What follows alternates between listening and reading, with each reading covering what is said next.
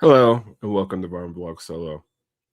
Sometimes our audience gives us the best questions and ability to pivot to answer something kind of profound.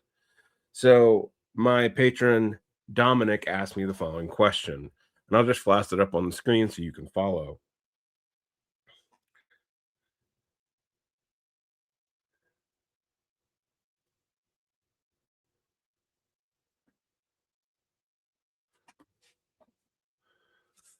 Since you're a leftist who has leveraged social media effectively, we'll get back to that.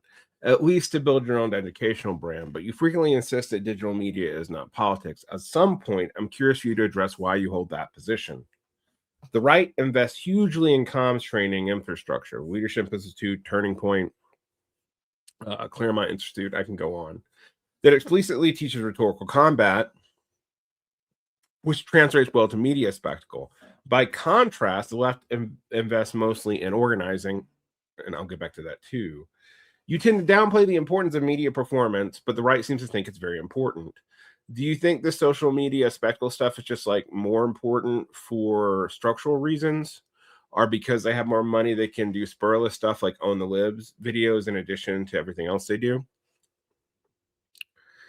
Thank you, Dominic, for the question.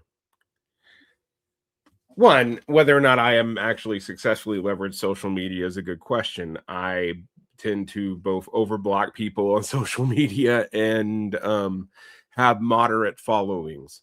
I have 4,000 followers on X and a couple thousand on Blue Sky and like 8 or 900 on Instagram. And I don't use TikTok at all. Furthermore, I've never monetized my YouTube, and thus my subscriber base is much smaller than comparative channels. But I am in the top 50% of paying Patreons, which is not huge. I'm actually probably more up to the top 70%, because I have 600 or so paying patrons and about 1,200 who follow me for free. So whether or not that success is going to depend on you. But I want to get to your actual substance of your question. The right invests hugely in comms training infrastructure, Leadership Institute, Turning Point, as I added, Claremont Institute, all kinds of things. It explicitly teaches rhetorical combat, which translates well to media spectacle. By contrast, the left invests mostly in organizing, and by organizing, they usually mean canvassing, tenant unions organizing, and then lastly, trying to influence already existing formal unions or start new ones.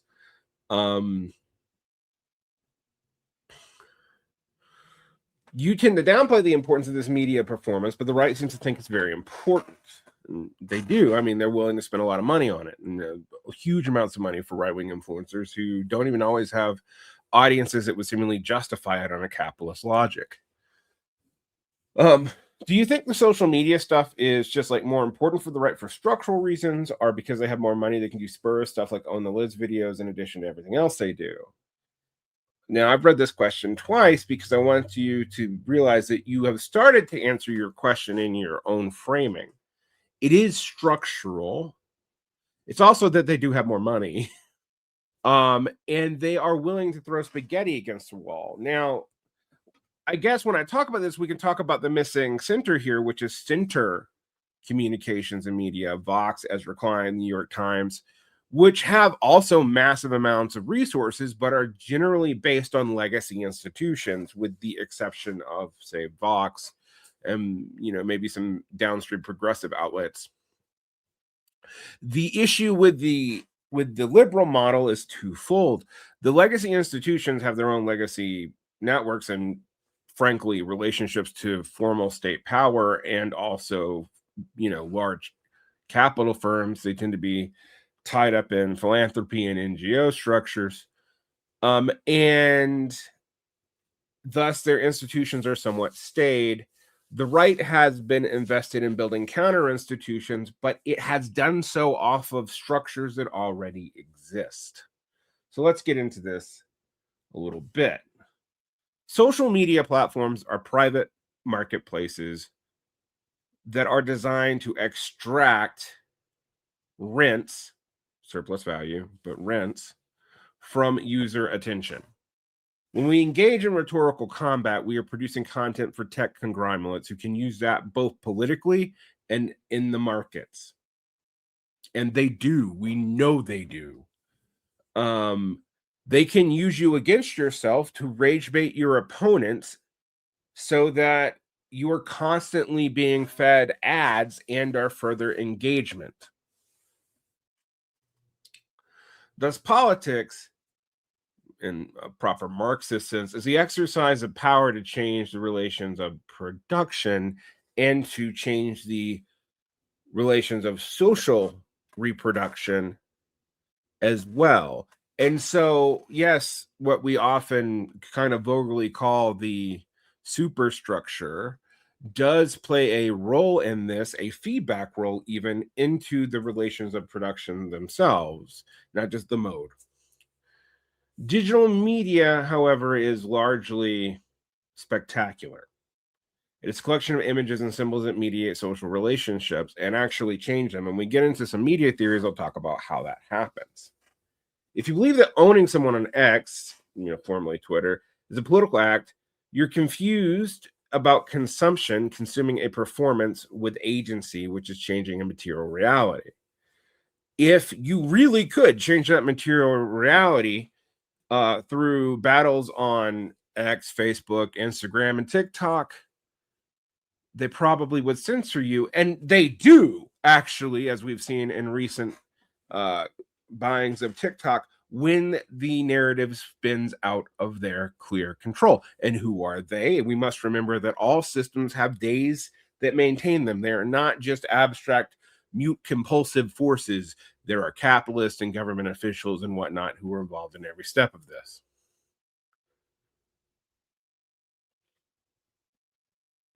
The right invests hugely into the media because their goals are fundamentally both defensive and ideological, and the work of organization has already been done for them. We can think about this in two key ways. One, the right invests interest into all kinds of things, but particularly reactive forms of capital. Liberals do this too. They have the same ties to capital institutions as everyone else. But since they don't want to change the economic structure or even particularly stabilize it in some senses, their primary task is defensive ideological work.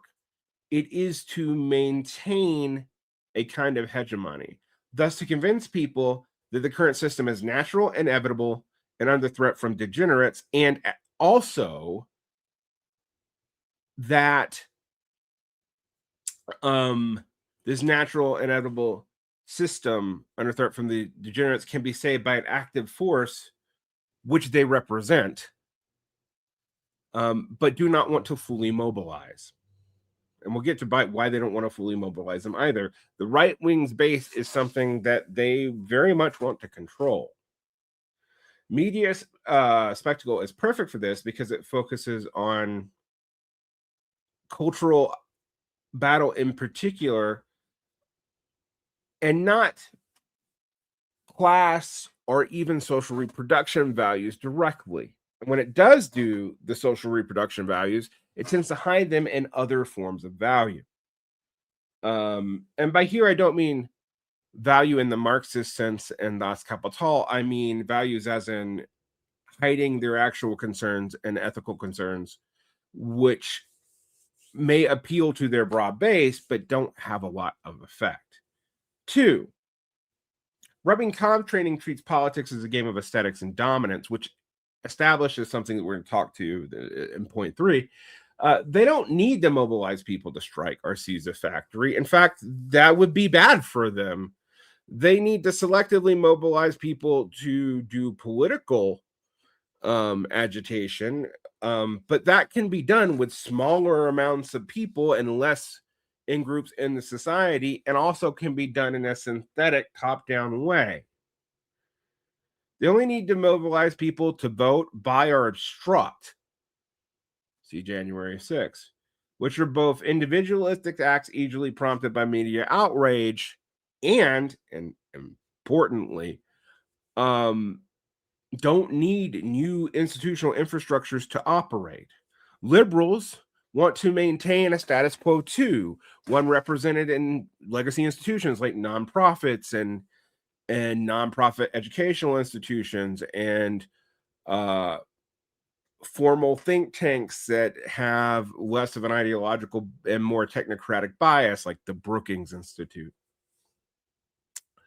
These also don't want the same things the right doesn't really want. If there is engagement, they would like it to be strategic and obstructionist as well. That's why liberals like protest and sometimes will even condone riots selectively, although they'll crack down on them eventually.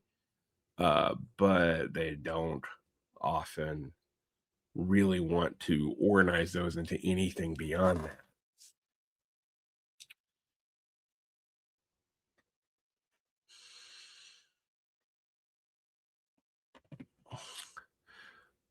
The third component of this, though, the reason why the aesthetics of compact and maintaining hegemony work is right-wing institutions are built off already existing institutions too. The churches, large business corporations, particularly in private equity and non-publicly traded ones, insurgent forms of capital, venture investing, Sunbelt production, and recently finance capital has switched aside from the liberals to the conservatives. Who knows where they'll ultimately end up?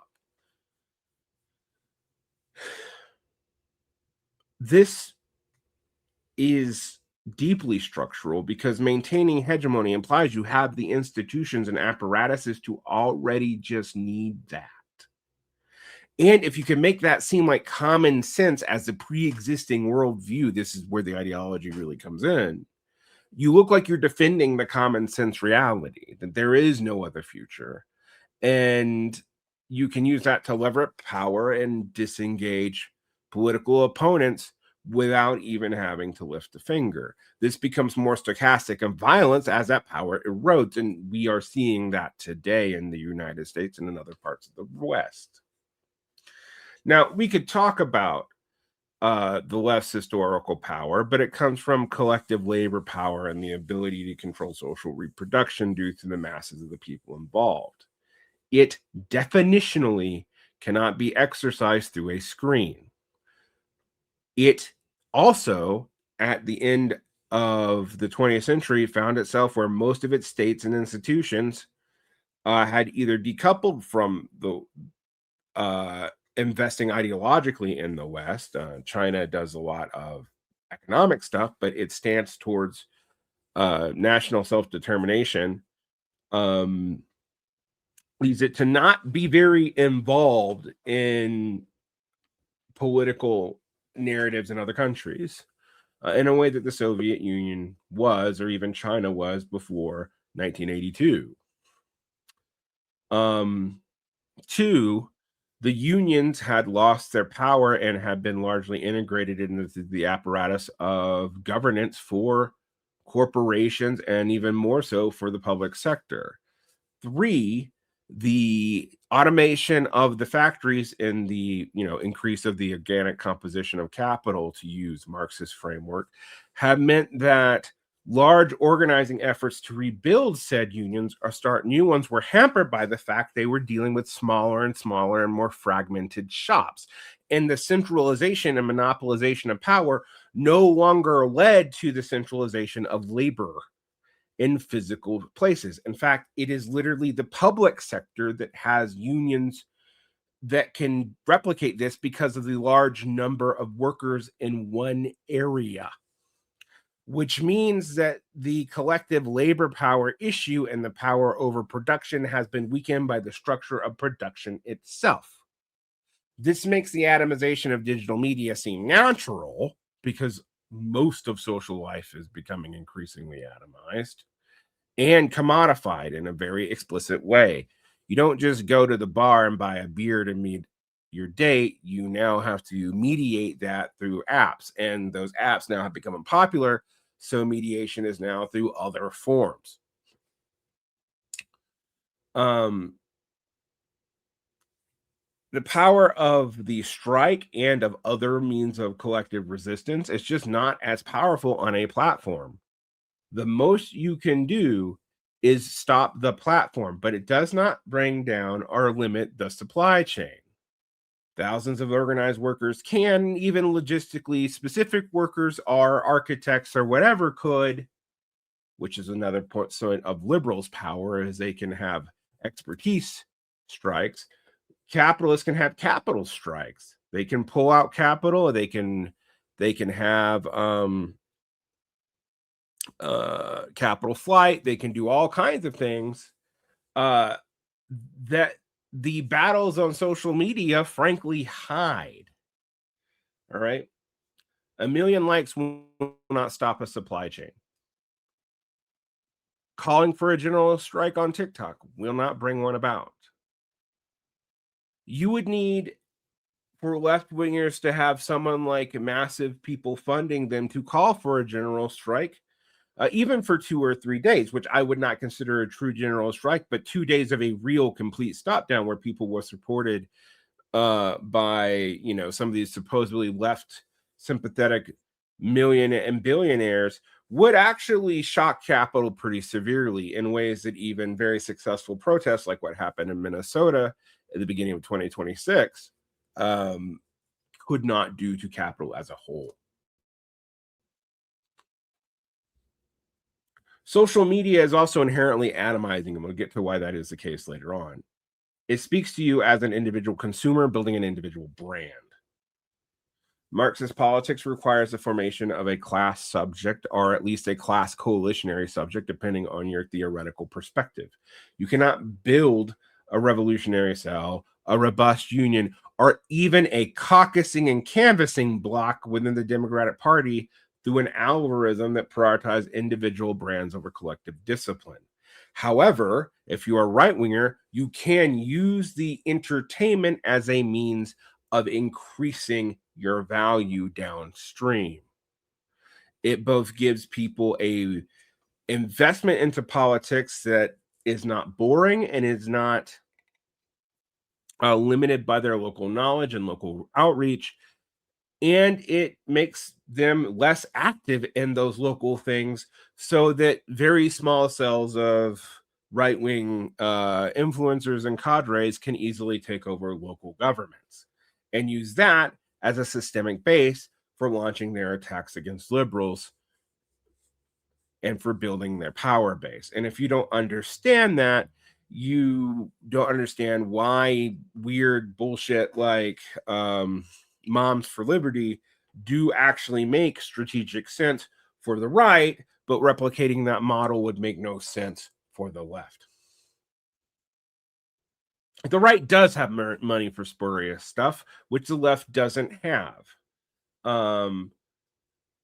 They don't do this though just because they have more money. They do it with a purpose. One, their funding sources are different.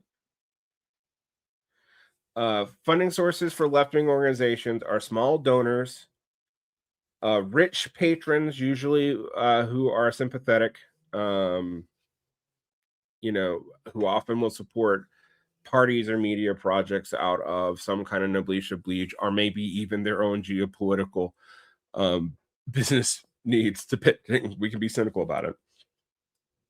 Right-wing media investment has billionaire donors and established think tanks which funnel money through corporations and super PACs to do that. Liberals have a similar infrastructure, but are more dependent on legacy institutions and the government itself. Right-wing media investment can also cause noise and distraction because they don't believe that the mass base is good anyway.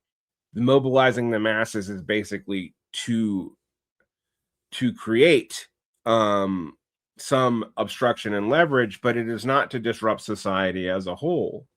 Liberal organizations want limited mobilization, mostly invested in voting and for people to return back to their sense of morality. And in general, left-wing organizations want material leverage, programmatic unity building, and disruption.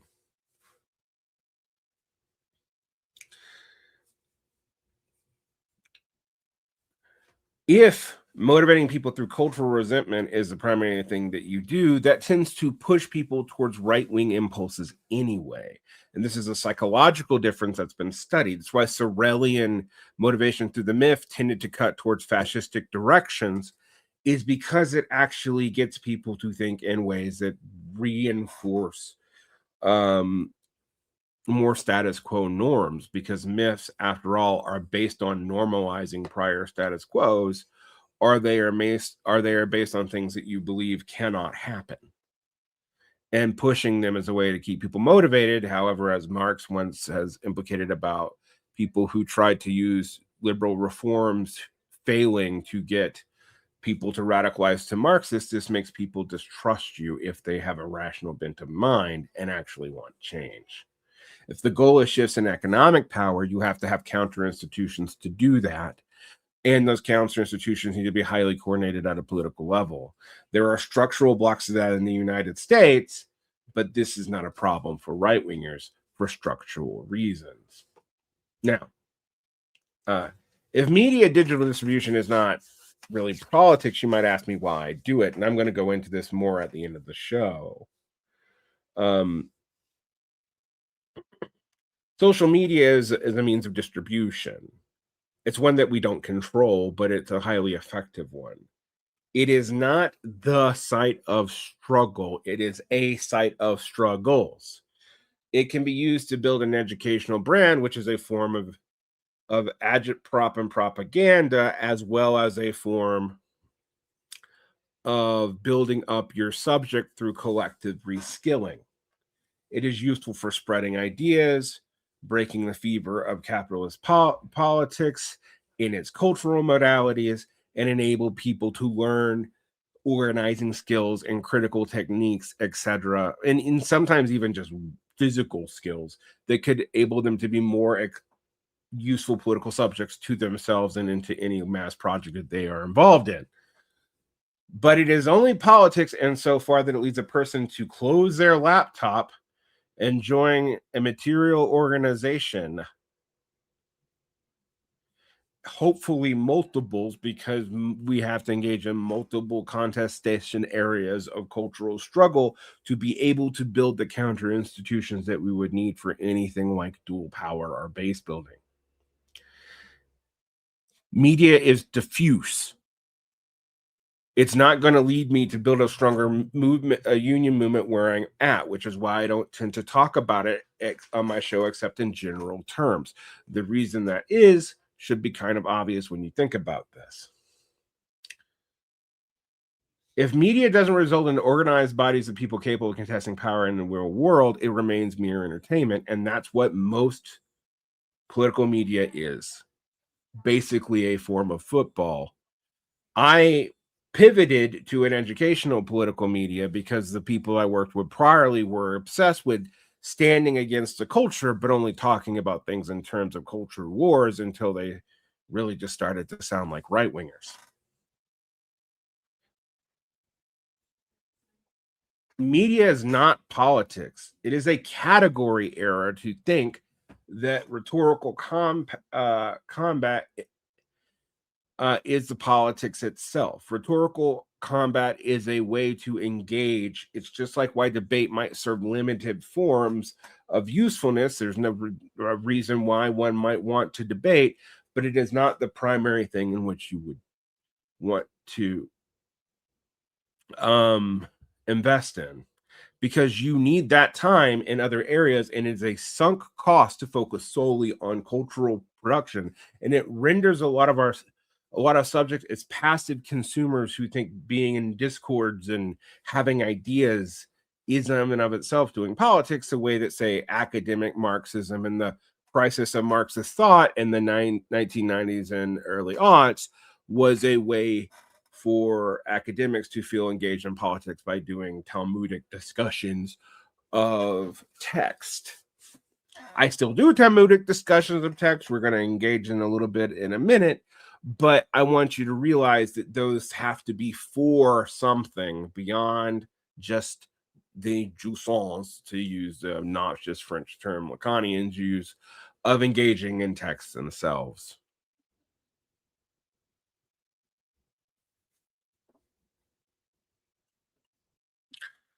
However, speaking of Talmudic theoretical parsing, we're going to do a little bit of it now to try to understand a few things about the spectacle, its limits for Marxist analysis, and how we can maybe address this. The spectacle is under theorized, both in Debord and otherwise, although Debord's comments on society of spectacle are quite useful for fully developing it out. It is often mistaken as a mere distraction from real life, that the spectacle is just something you do to hide what is going on in society from you. In the Society of Spectacle in the late 60s, Debord argued that spectacle is not a collection of images, but a worldview that has been objectified and reified in images.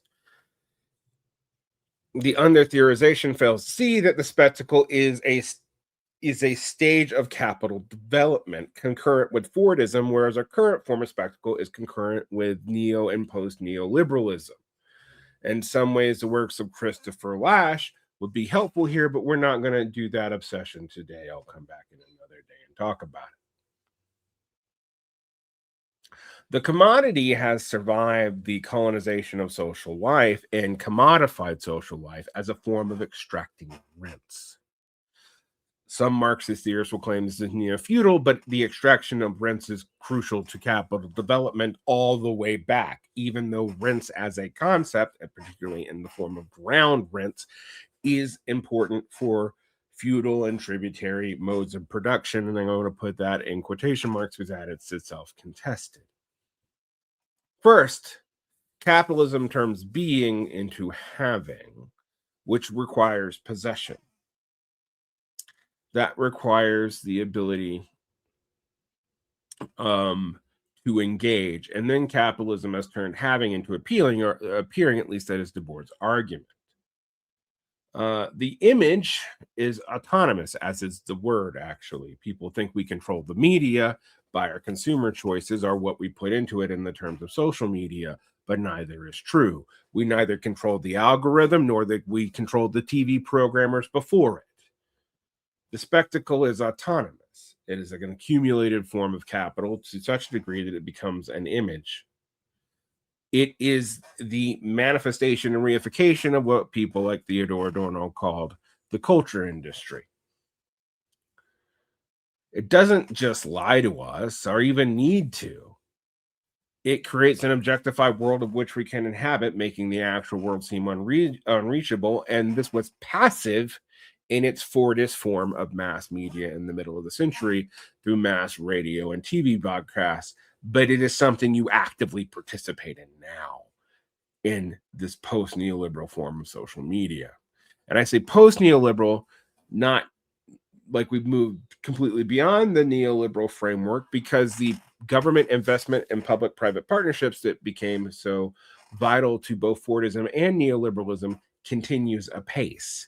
What is different is the goals and the self-involvement. You give more information to social media through your phone than the Stasi could have collected on you in the height of the DDR. Debord believes this leads to a loss of direct experience or a decline in socialization. And you can see this in Robert Putnam's book, Bowling Alone, too. It is under theorized because it replaces lived experience with passive contemplation of the images of which you are seeking, or building a brand within those images. If you are watching a protest on a live stream, you are contemplating politics rather than doing it. Even the protest itself may be a form of media spectacle as opposed to doing politics, although protests have different means and different aims. Local protests tend to be more successful than than ones aimed at international situations for reasons that are obvious if you think about scales of power. But nonetheless, the spectacle thrives on passivity or pseudo activity. And we can call this pseudo activity because you are doing something that still removes you from building the social bonds that you would need to do anything, even at a mass level in a local physical space. This does not mean that you should not engage in spectacular politics. You just need to know how it functions.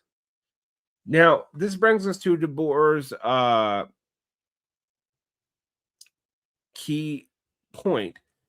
In the 1967 work, The Society of Spectacle, he came up with two forms of spectacle. The consecrated spectacle.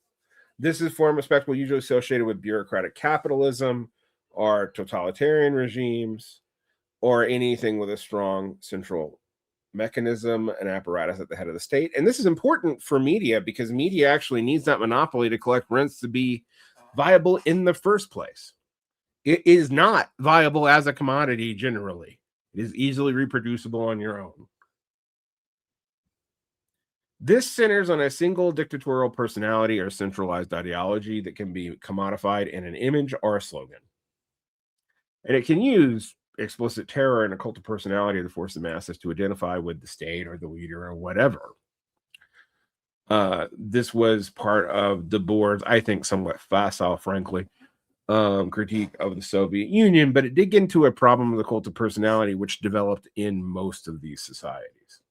Two, there is the diffuse spectacle, which was associated with advanced commodity capitalism, aka United States and Western Europe, in the Fordist period when Debord was writing. And we'll talk about this because I think we actually need to expand this more. It operates as a wealth of choice and competition between commodities.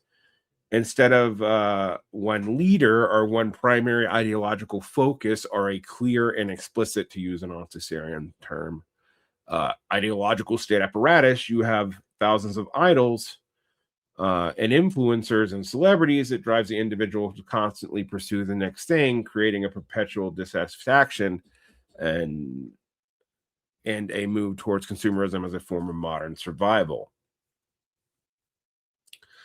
This both leads to things like planned obsolescence and is dependent on it, so the commodity production can keep going instead of the overproduction of commodities itself being its own grave digger, but also ties you into having to do things in forms of rents, particularly when profits on individual items in the physical commodities can seem particularly low. There's also the integrated spectacle, which was what Debord saw just before his death, when he wrote about this in 1988. And this concentrated the diffuse and concentrated spectacle into one form. It combines the state-led secrecy of the concentrated and the similar ideological transactions with a commodity-driven situation of diffuse forms. Its key features for Debord were incessant technological renewal, even when there was very little actual innovation. Why do you have so many iPhones again? Integration of the state and economy further in the way that is actually talked about by people like Picard or Baronis Reason and Monopoly Capital. I would say, however, this is actually a advanced capital problem in general and led to generalized secrecy and disinformation being all over the place. It also led to an eternal present, a loss of historical memory because the media cycle is incredibly fast and you would have to train yourself to get out of it. Now, this was true for Debord talking about cable television in 1988. How does this feel to you now? He was writing before CNN even became a 24-hour news network. You live where media cycles are a few days. I've already seen the media cycle move on to the next thing, which is, as I'm writing in the February of 2026, the Epstein files, which are shocking, and I'm going to talk about that later on too. Not in this video though.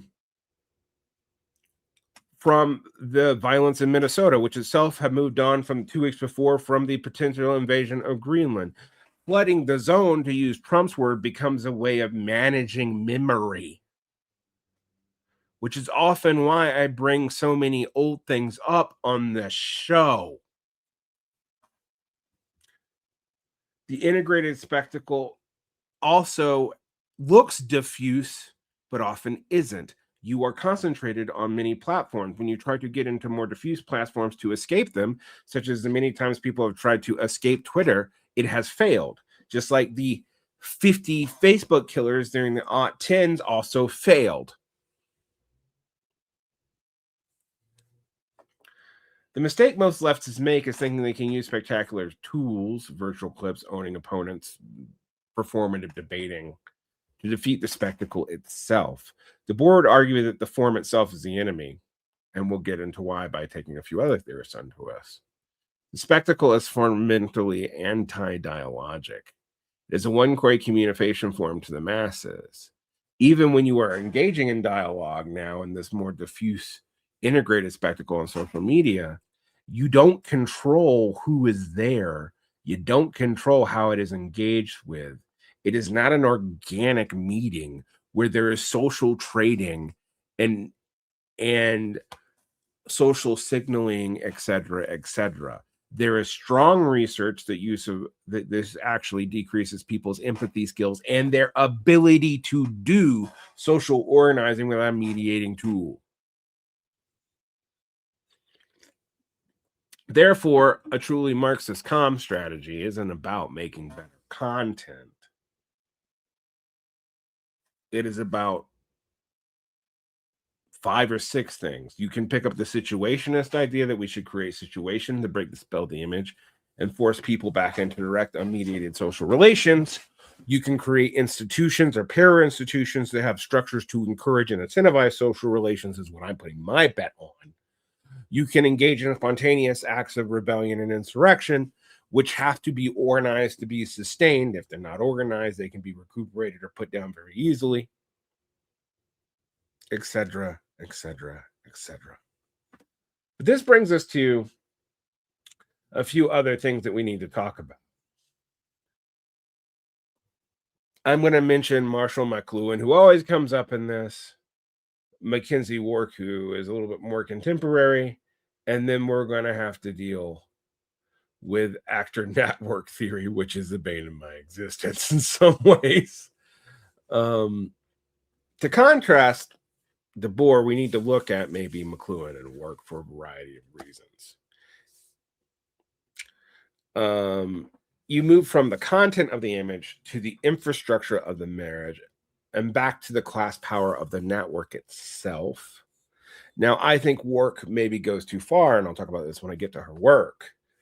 But it is true to me that she has some key insights into what is going on in class vectors. I think her larger political economy is a little bit messed up. Marshall McLuhan is more liberal, but I want you to think about the insights McLuhan gives us when we handle this, when we talk about what social media is doing to the social subject and why maybe Marxists can't benefit from it as much as right-wingers can. For McLuhan, the content of the medium is like a juicy piece of meat carried away by a burglar to distract the watchdog of the mind. Debord obsesses over the concretized meat, the spectacle's ideology and its reification into the image itself. But McLuhan cares about the burglar, which is a technological form. McLuhan viewed electronic media as an extension of the central nervous system. Now, this organicist way of thinking plagues a lot of liberal thinking because it's metaphorical, but he saw this as a way of creating a global village.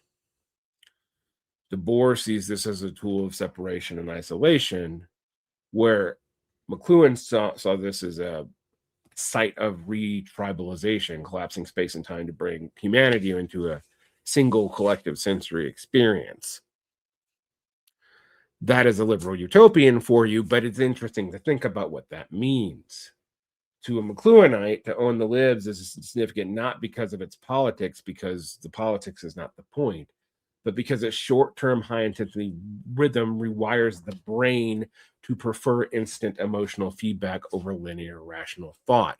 In other words, for McLuhan, we are actually undermining our own subject when we engage in short shit like owning the libs in a TikTok video or on a tweet. Now, it doesn't mean we can remove ourselves from the simulacra of social life by just pretending that we should just go out and do hammer and hoe stuff and bring the 1950s factory back, or the 1860s factory back for that matter. We can't do that. We cannot abnegate this plane of media and still participate in social life in a meaningful way, nor can we use it by itself to do what we want it to do.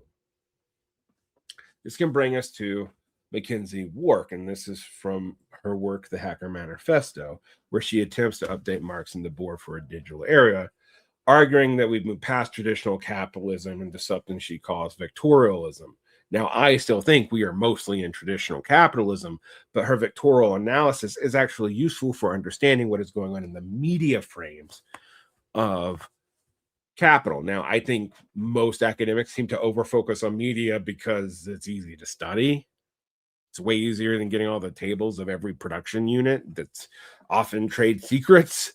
But nonetheless, we might also think about this today and updating even Wark as platform capitalism, but I'm not going to do that one in today's video. The vector is the infrastructure, is the physical infrastructure, the cables, the satellites, the servers, the algorithms, which are physical in that there is a physical machine doing them. While the old capitalist class owned the factories, the vectorial class, Meta, Amazon, Google, owns the means of organizing and distributing information and uses that to control the factories, believe it or not. Wark wanted to replace traditional proletariat with the hacker class. I mean, I think she still may want to. I don't know if she's updated this today. This means the people who don't just know how to code, but also can disrupt information and create new informations for you. You know, that's what they do.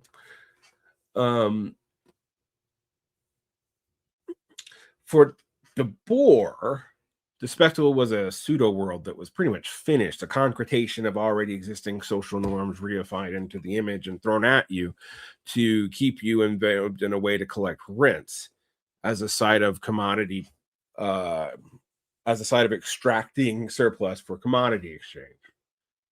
Wark purely sees this as a form of extraction. Even when I produce a radical podcast, I'm creating information that the platform capitalists or the vectorial class or whatever then commoditize and sells back to the audience via the platform's algorithms. One of the reasons I take the very socially stupid stance of maintaining an organic outreach that is frankly lower priority in the algorithms because I'm not monetized is one, it limits their control over me, although I'm still dependent on their blessing for participating in the massive content generation that is their site. And two, they have less reason to censor me as long as I don't go into extreme bounds because I'm not going to offend advertisers.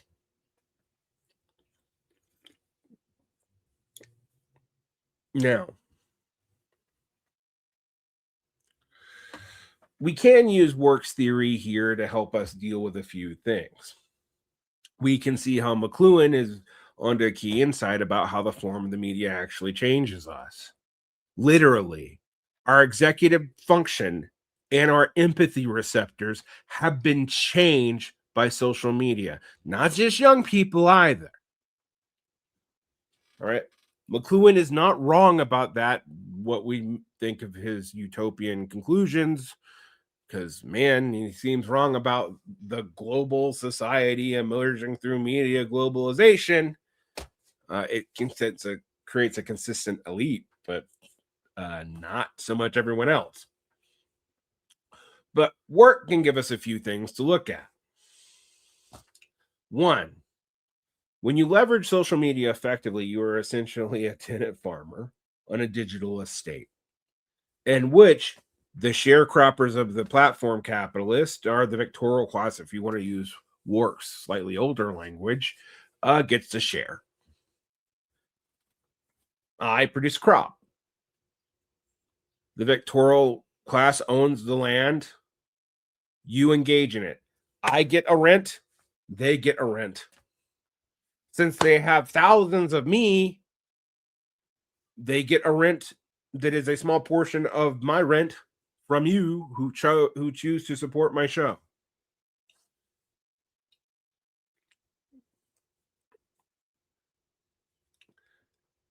The abstraction of rhetorical itself is a problem, and classical Marxism power is found in the forces of production, the physical factory, the service floor, the shop. And works theory, the vector has abstracted that power through the ownership of the infrastructure, the physical material infrastructure itself. Now, I think that still means that at the ultimate, end of the day, the power of production is still what's most important. After all, if you can't build the server farms, you can't have the AI. But if your politics stays in the vector, it remains a state of pure information. It never touches the physical world of logistics, labor, or territory at all. And can't because of its very diffusion, which makes it popular in the first place. I can collect 600 to 700 paying subscribers and get thousands of views, and yet never really fundamentally change anything. Even some of the world's biggest podcasts, such as Chapo Trap House, if I mention amongst my coworkers, maybe 2 would know it because how atomized even the largest forms of media are. Yes, I have a day job, so just it's a good check on believing all this bullshit we tell ourselves online.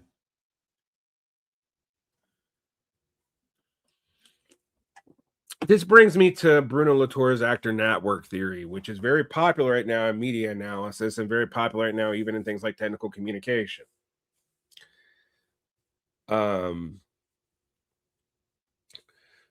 Latour moves us away from who owns the media, what the media effects on us are, or what the media represents. So that's Wark, McLuhan, and Debord in that order, to how the media holds together and treats that as an agentic thing. If we think about Debord being worried about the falseness of an image, Wark is worried about the ownership of the pipes. After network theory is interested in the infrastructure of assembly by itself. The core shift in after network theory is it is based on symmetrical anthropology and not really any relationship to Marxism, which usually prioritizes human agency and class structures, where A&T treats humans and non-humans as equal actants in a network, actually developing some things, unfortunately, from cybernetic theory that's kind of a problem. The network is itself seen as the actor and is thus agentic. Politics isn't something people do using tools. Politics is a result of networks of people, high-speed servers, StreamYard interfaces like the one I use to give you this, and microphones working together. Agency is thus disputed. So my educational plan in this view is not just mine. It isn't just me speaking. It is the performance being co-produced by the YouTube algorithm. It is the algorithm on Twitter that gets people to see the video sometimes, are people to follow me by my obnoxious statements on that app.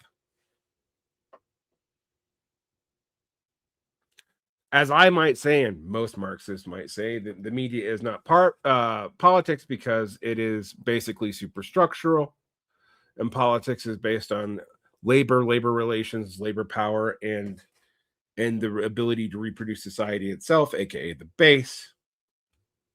An A&T theorist would challenge me, and some of their challenges would be legitimate. One, Latour would argue that we are a black box technology. We ignore how technology works until it breaks. We don't even care. When you use digital media isn't politics, the A&T perspective might suggest you are ignoring how the technical assembly of social media enforces certain political realities. In some ways, this rhymes with McLuhan, but isn't the same thing. Two, The work of translation. For actor network theory, politics is a toilsome work of assembling a network. The right's com training in actor network theory terms is an effective way of enrolling actants, voters, bots, cameras, slogans, etc. are all treated as equal inputs here into a stable network that they can utilize. But the left organizing strategy is also an attempt at network building, but one that uses different materials, hall rents, pamphlets, handshakes, and more physical meat space. But effectively, from the A&T standpoint, they are mostly the same.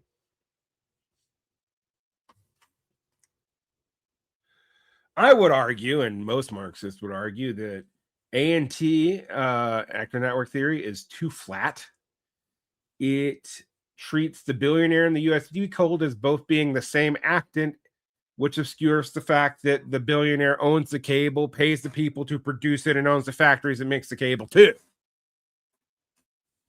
The why versus the how is a great problem here, because actor network theory is great at describing how a viral video spreads, the network of shares, servers, scripts, and the physical infrastructure therein, also concerned by people like Work and McLuhan, but it struggles to explain why it spreads in the interest of capital in specific, and is not just any network growing ribosomically wherever it wants. 2, the digital media is not politics because the digital media is fragile. If the power goes out, the assembly vanishes, the network goes away if the algorithm breaks. A Marxist assembly is made of physical, tangible people that is built on social relations that aim to survive even when non-human actants, such as the platforms we are on right now, are taken away.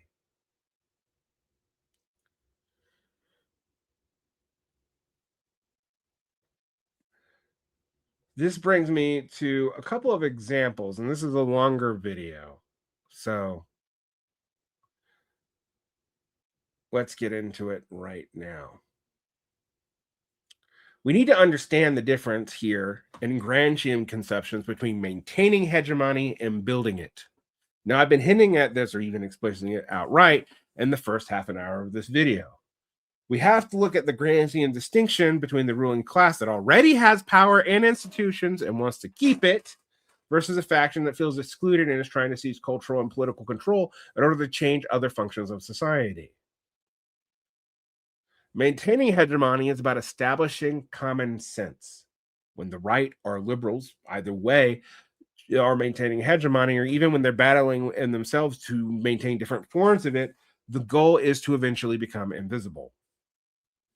It wants things to appear just the way they are as a form of common sense. It doesn't need to shout.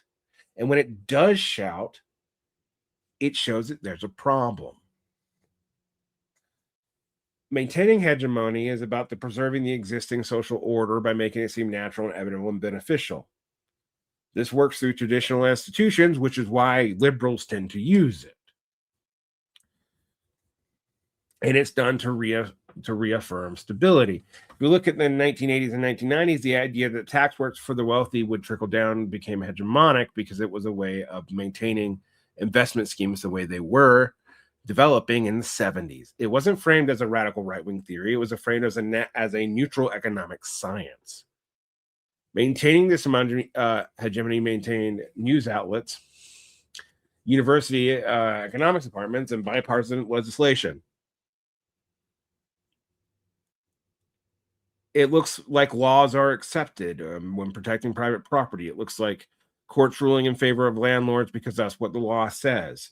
This isn't even seen as a right-wing victory. It's seen as a maintenance of the function. And liberals, who are a form of the right, from my perspective, are the best at this. But lately, they haven't been able to do it either. Now, on another video, I'll talk about objective and subjective conditions and apply it. But once you think about this, you can start to seeing what's going on here. If we think about this in terms of spectacle, the spectacle that is non-announced and clearly concretized and seems natural and is both integrated and diffuse and concentrated all at once does is the best. The integrated can maintain the secrecy needed that you need to run a society somewhat nefariously with even your own perversions running through them, as we've seen in a certain set of files that I've mentioned once before in this video.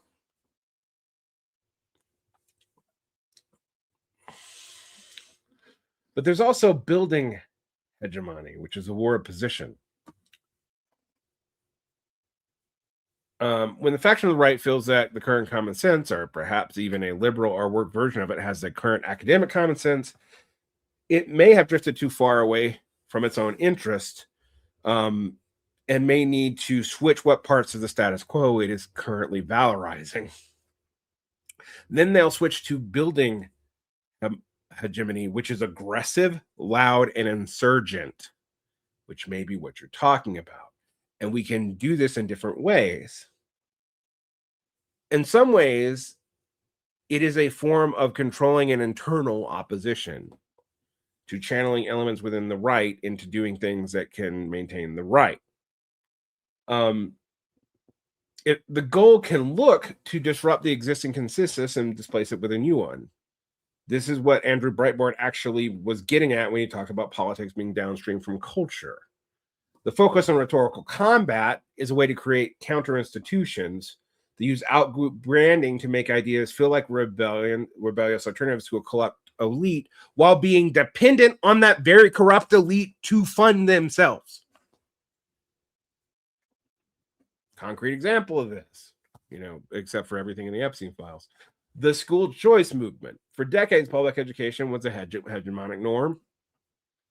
It replicated capital needs. However, it became an expensive hegemonic norm and not a particularly effective one. To build a new hegemony favoring privatization and public-private partnerships to rights through various institutions we talked about, like the Leadership Institute, spent years training activists to frame public schools as indoctrination centers, and now grooming domes.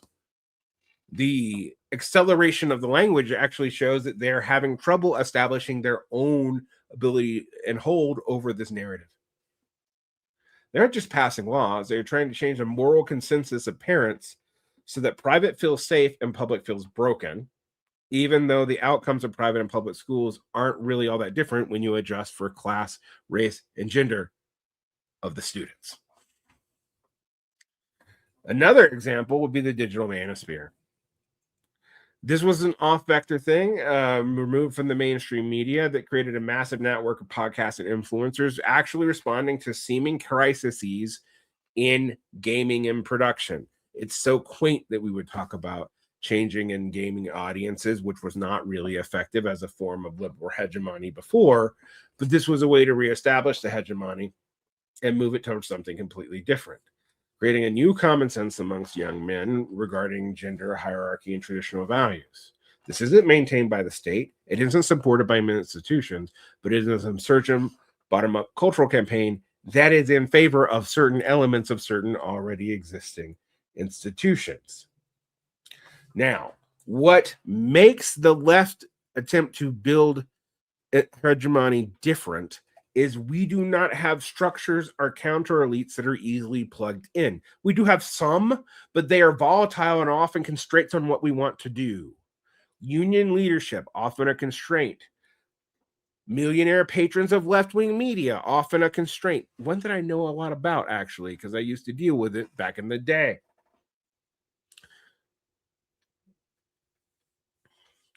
Platform constraints.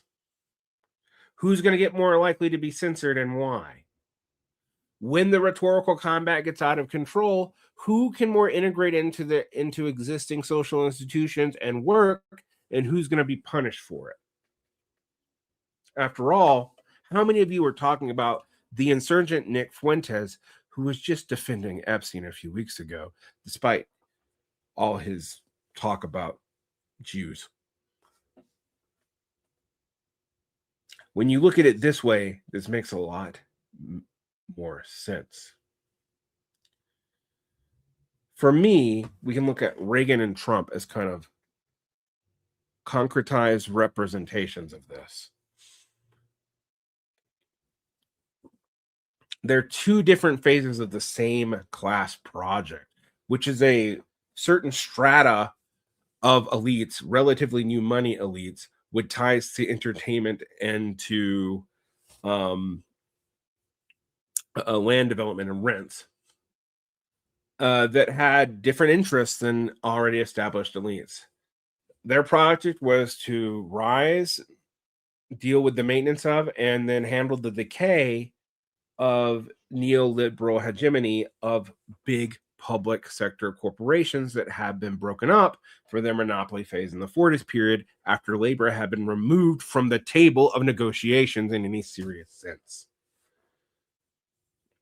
If we use Gramsci, Debord, and Warwick, we can see how Reagan functioned as a grand architect of a new common sense. And while Trump is an emergency manager of this collapse, which has had to go into a much more aggressive mode, while, yes, Reagan had an aggressive mode in building his current hegemony, we can talk about the difference there too.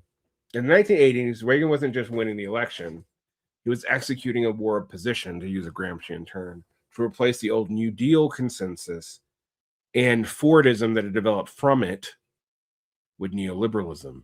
The New Deal consensus was never as left-wing as we have portrayed it as, and attempts to make it more purely left-wing, like Lyndon Johnson's Great Society, were largely shit-canned and also made into common sense breaking of the past, just like the framing of Reconstruction as an utter failure from the corruption of carpetbaggers and new black freedmen, as opposed to the corruption of the Hayes Compromise, has been used to frame the kind of counter revolution of the American Civil War. Reagan took radical ideas that the government was a problem, that unions were effectively a special interest group, that society didn't exist, which you got from Thatcher, and that tax cuts were for the rich were trickled down, and turned them into invisible background assumptions. He did not start any of those policies. They were started before him, as I've talked about on the show before with some other guests, primarily by Jimmy Carter or by the last labor regime in the UK. Reagan was great. He was a former actor and was a master of diffusing the spectacle. But he was also part of the proof of integration. After all, we had parasocial attachments to Reagan, and I remember this when I was a kid during the Reagan administration, to Reagan as almost a kind of heroic counter leader to the great Satan of Gorbachev and maybe Dung. He was able to concretize images such as the city on the hill and the welfare queen, to build moral narratives that justified the dismantling of the social safety net and made it so common sense that the economic realities holding it were hidden, that it was still maintained by Democrats the decade after him. For 30 years, through Bush, Clinton, and Obama, this was largely the version of politics you were sold. Even a nominal left liberal grouping such as Bill Clinton's New Democrats, themselves an extension of the Atari Democrats that emerged in light of Carter in the late 70s, accepted the Reaganite premise that Marxists should dictate social life and were able to expand it. After all, who achieved welfare reform? Was it not Bill Clinton? This is a sign of hegemony. For 3 decades, the conservative movement dominated all the logic of politics. People responded to them. Liberals responded to them. Leftists responded to that. But they more or less accepted or felt like they at least had to address the core logic that Reagan emblematized.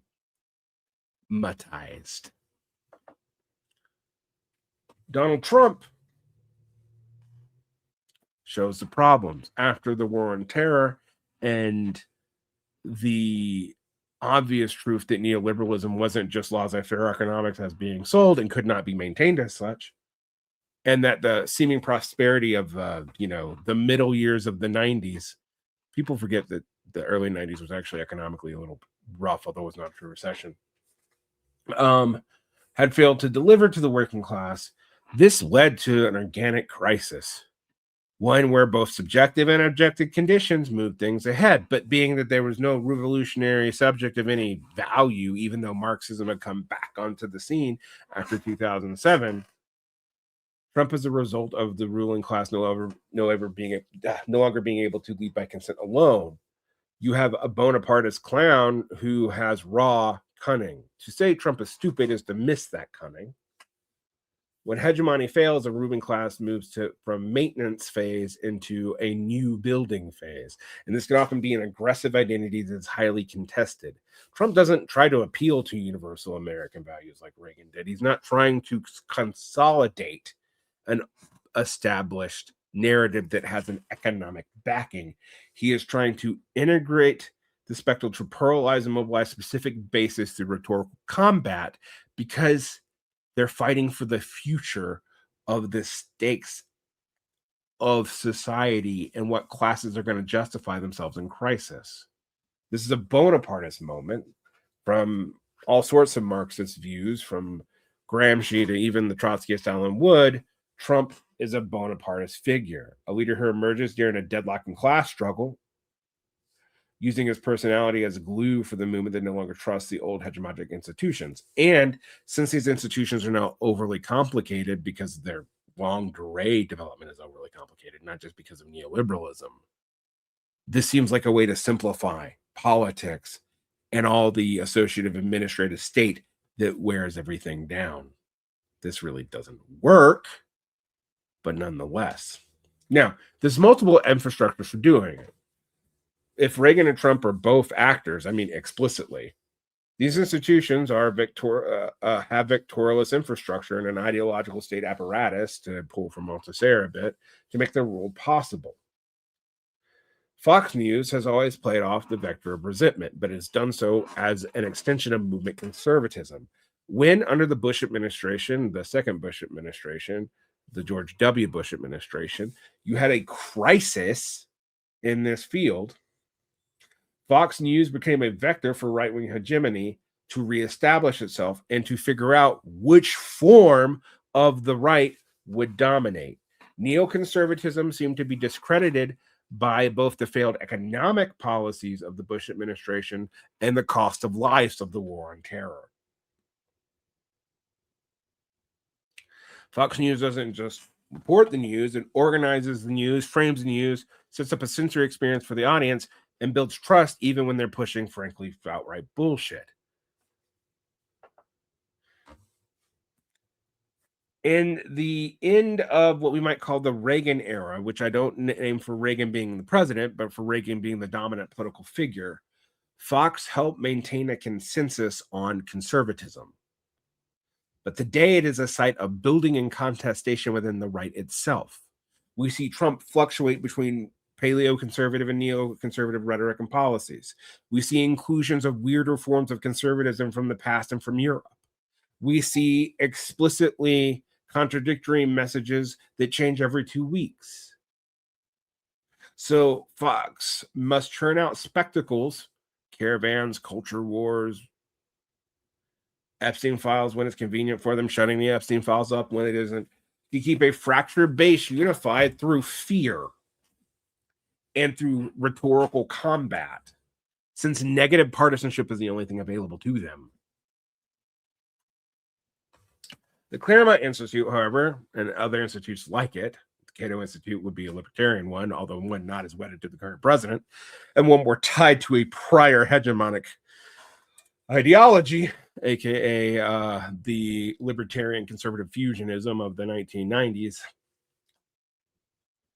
sets up to be a theoretical vanguard the way the Birchers were for the conservative movement in the 60s through Goldwater that led to Reagan in the first place. Fox may handle the lowbrow spectacle, but the Claremont Institute provides a highbrow position and also a way to function and drive intellectual engagement. The Flight 93 election, their famous essay, which argued that their 2016 election was a desperate change of colors a change of the cockpit, for the movement, for the paleo-conservatives and nationalists and national conservatives and the post-liberals to take hold. This was a clear admission that the old hegemony was dead. The Claremont fellows, like Michael Acton or John Eastman, act as hacker intellectuals, but for the right. They're trying to rewrite the foundational myth of the US, justify more authoritarians to create a post-liberal ring of hegemony, and doing so by actual physical networks that have actual physical effects.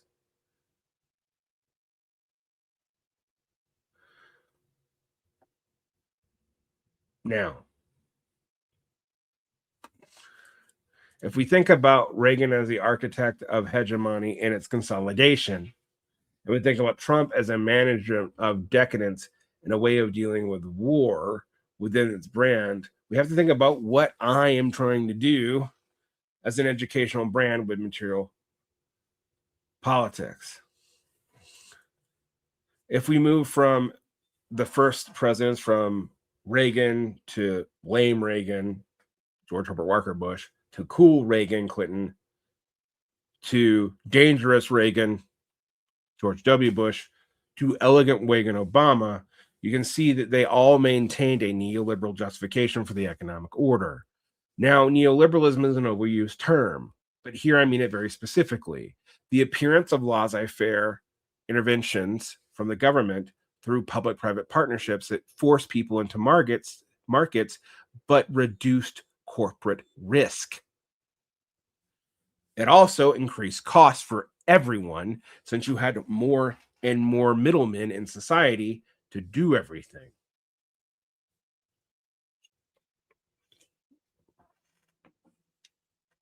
If we take the original question at its face value, and I know we've been going on for an hour, so this is a way to think about this.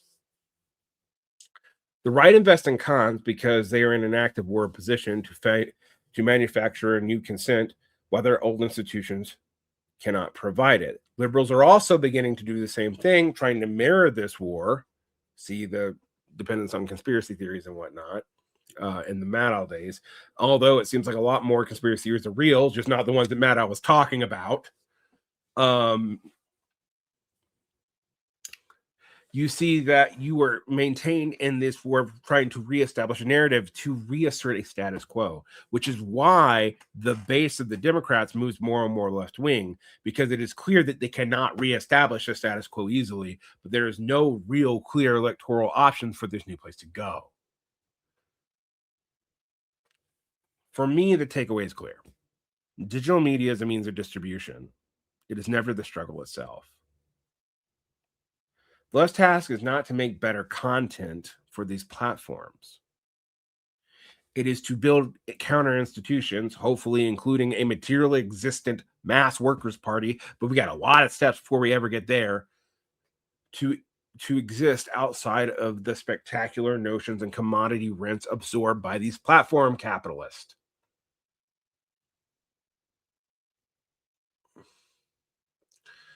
This is crucial.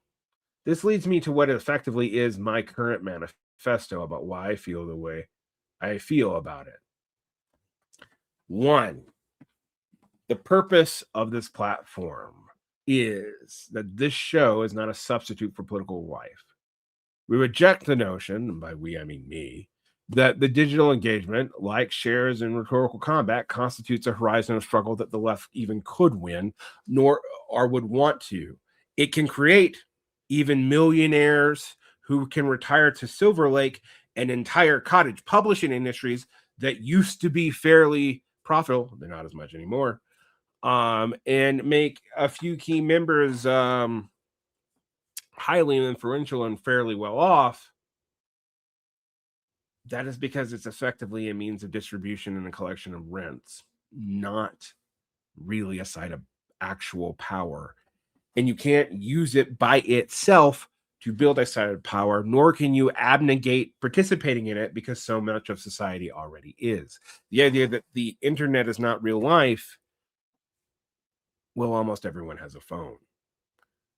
Our goal is to provide theoretical tools necessary to understand, theorize, and work in the world, specifically so you can effectively change it elsewhere, including your own individual life. Because if you are not a functional individual subject, you're not going to be a very useful political one.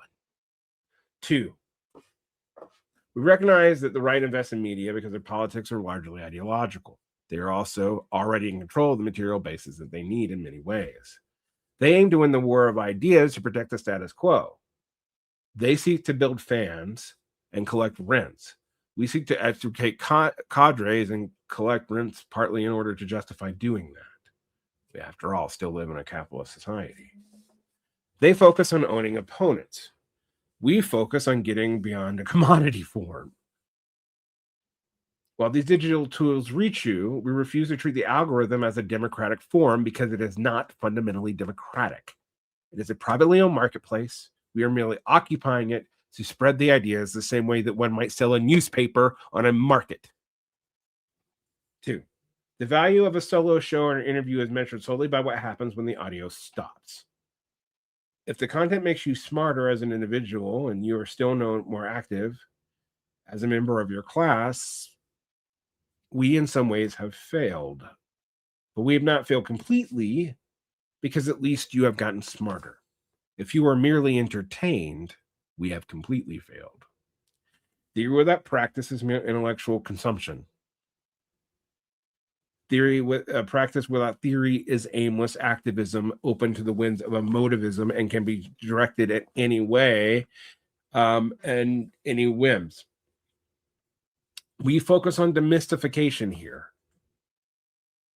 We try to strip away the common sense given to you, run them through theories, and let you decide if the theoretical frameworks are useful for you and your mission. But if you don't use them, what purpose did they serve? This is agitprop, the translation of complexity theory, critical theory, Marxism, anthropology, into the sharpest possible tools for the material world. If you don't use this as a tool, then I'm not your teacher. I'm your entertainment. If I'm your entertainment, that's fine, I guess. But there are probably better things you could do with your time. Protect your peace. I hope this answers Dominic's question. I have a lot of new subscribers recently since I started doing study programs and annotated biographies. I am making those available for free. You don't have to subscribe to anything to get them. You just have to look up my Patreon. I guess that's the advertisement. You see the Patreon, see how many things are there. There's thousands of posts. And I'd like to thank some of those new patrons because they enable me to do making stuff for free for you. And it's a form of rentierism that I'm not entirely comfortable with since I talk about the problems of that all the time, but it's also the world that I live in, and so do you. So let's just be honest about it. And I'd like to thank my patrons because they make this happen. I have some new high tier ones. There are a couple of tiers at my Patreon. There's a $4 tier, which gets you audio of everything and invited into a Discord where we do have reading groups and whatnot. There are the $6 tier, which gives you a couple of extra videos a month. There's a $10 tier that gives you the ability to commission me to make material for the Patreon. And if I like it, I'll make it for the main show too. And I have a veto right over that. I'll tell you if I won't do something. I'm not your dancing monkey. Not for $10 a month. And for $15 a month, you get your name in every podcast episode on the free feed on Buzzsprout. That's it. I don't promise a whole lot else. Everybody who wants them can get the educational materials. All patrons can get access to the book clubs and the additional shows we do here at Barn Blog.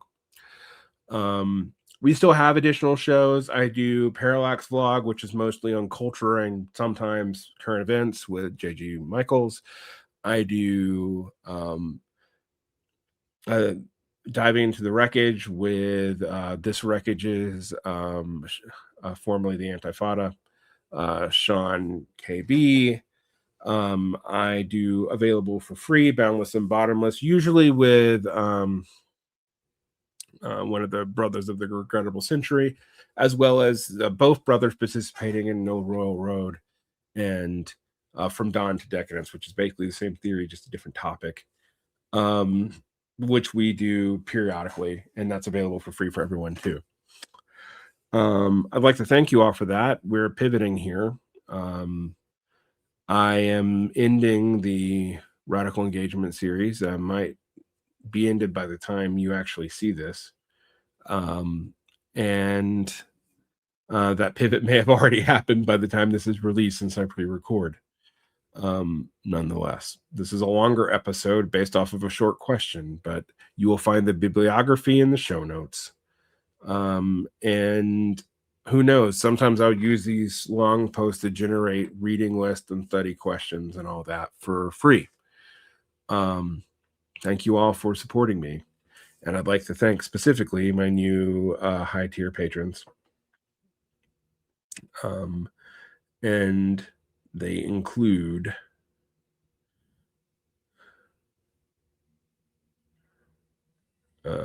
two shout outs from people with names. One is Michael D, and there's another whose name I can't say because it would get me in trouble on YouTube. Thank you. Protect your peace again and fight for a better tomorrow. Use this for something, please.